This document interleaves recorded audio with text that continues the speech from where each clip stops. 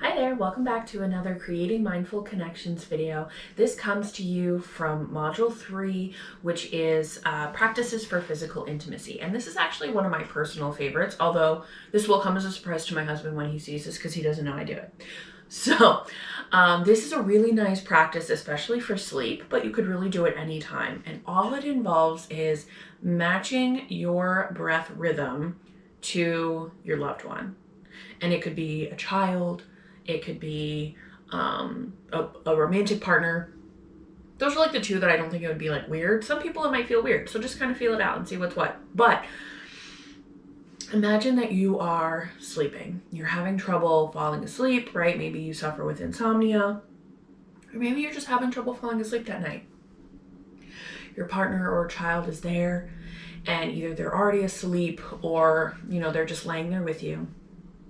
You can lay back to back with them if you wanted to, if you're into like cuddling or whatever. So you can lay back to back and then match your breath rate with theirs. If their breath rate is significantly different from yours, what you can do is kind of like, if theirs is too fast, right? Let's say they're inhale, exhale, inhale, exhale, inhale, exhale, and you're like, whoa, that's like way too fast for me.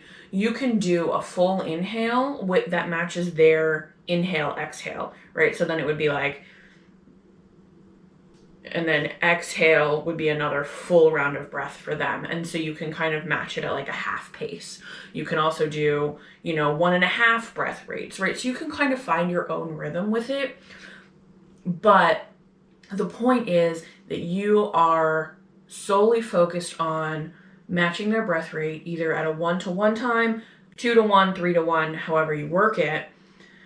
And that gives your mind something to focus on. And it's an easier way to focus on your breath, right? Sometimes if we're just focusing on our own breath, like we get bored or we trail off or whatever.